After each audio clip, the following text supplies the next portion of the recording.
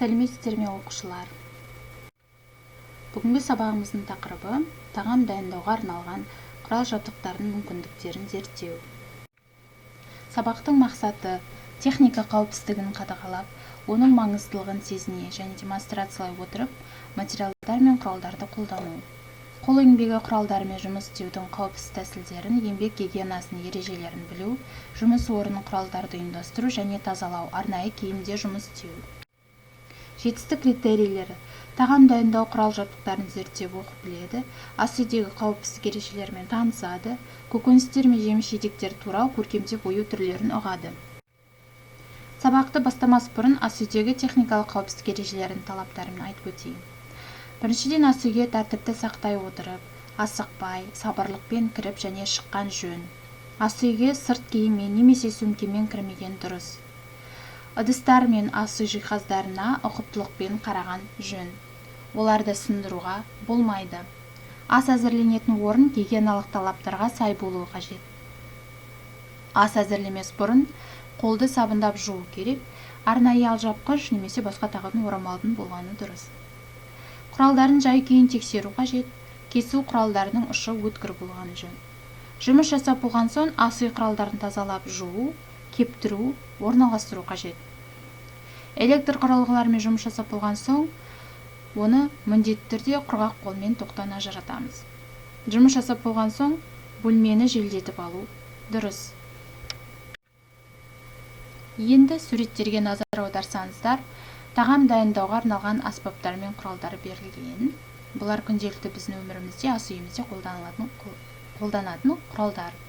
Соның ішінде әртүрлі пішіндегі, көлемдегі пышақтардың түрлері, салат турауға арналған, жаңағыдай көкөністерге, жемістерге арналған үкіштің түрлері, және де ас үйге арналған бірнеше ожаудың түрлері, сонымен қатар турауға арналған тақтайша берілген. Көкөністер мен жемістердің турау пішіндерінің түрлері. Кітапқа назар аударсаңыздар, 84-ші бетте турау пішіндерінің түрлерінің екі түрі бар: қарапайым және күрделі. Қарапайым түріне бөліктеп турау, кесектеп турау, текшелеп турау, сабаншалап турау, дөңгелектеп, сақиналап, жартылай дөңгелектеп және тілімдеп турау әдістері жатады. Күрделі турау әдістеріне алмұрт тәрізді, жұлдызшалап турау, жоңқалап, домалақтап турау әдістері жатады екен. Турамас бұрын бірнеше кезеңдерден өтеді. Бірінші сорттайды, содан кейін жуады, содан кейін аршып тазалайды, содан кейін қайтадан тазалап жуады, содан кейін ғана турау әдісі жүзеге асады. Бұл суретте сіздерде бірнеше көкөністің түрлері, қалай турау әдістері қалай жүзеге асатындығы көрсетілген. Соның ішінде картоптың, сәбіздің, орамжапырақ яғни қырыққабаттың және де пияздың турау әдістері берілген. Көкөніс тураған кездегі қолдың дұрыс қалпы.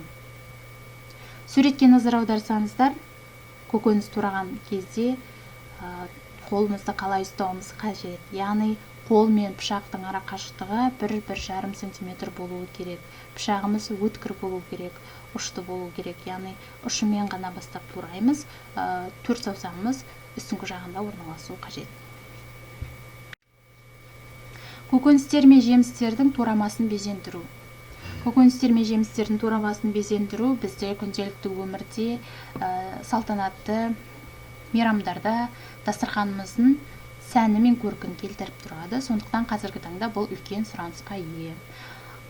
Бұның бірнеше түрлері бар. Мысалы, салаттарды, басқа да тағамдарды безендірген кезде көкөністі жаңғақша, кеспек түрінде арнайы ойықтармен турайды. Соның ішінде, мысалы үшін, қызанақ пен қызылшадан раушан гүлін жасауға болады, қиярдан желпуіш жасауға болады, сәбізден айдарша, тегершік, жұлдызша жасауға болады екен. Карвинг дегеніміз не? Карвинг дегеніміз көкөністер мен жеміс-жидектерді көркемдеп ою өнері. Көкөністер мен жеміс-жидектерден жасалған карвинг тағаммен үйлесім табуы қажет.